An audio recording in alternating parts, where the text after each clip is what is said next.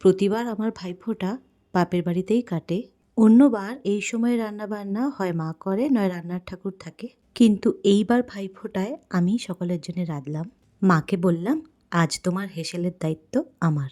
পরিপাটি করে রেঁধে বেড়ে আজ আমি সকলকে পরিবেশন করব।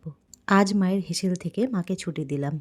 অন্যবার মায়ের হাতে হাতে করি ঠিকই, এইবার সম্পূর্ণ ছুটি। এবার ভাইফোঁটায় কী কী আয়োজন করা হয়েছিল সেগুলোই একে একে বলছি।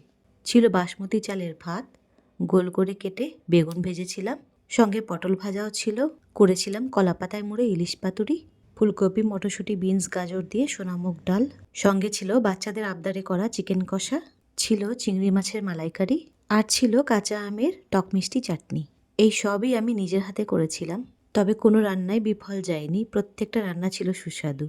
কোনো কোনো বার হয়তো রান্নায় নুন কম বা চিনি বেশি হয়, কিন্তু এইবার কেন জানি রান্নাটা পারফেক্ট হয়েছে। সকলকে সময় মতো রেঁধে বেড়ে যে খাওয়াতে পেরেছি, এটাই আমার কাছে অনেক বড় পাওনা। সন্ধ্যাবেলায় সকলে মিলে গিয়েছিলাম ছাদে। সেখানে ফুলঝুরি চুটপুটা চটকি ধরিয়ে আমরা বড়রাও বাচ্চাদের সঙ্গে আনন্দ করলাম।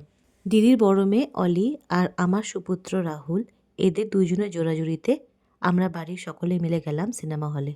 সিনেমার নাম ভুল ভুলাইয়া। শো ছিল রাত 9টার। বোন অনলাইনে টিকিট বুক করে নিয়েছিল। শো শেষ হলো রাত 12টায়। বাড়ি ফিরলাম রাত প্রায় 1টা।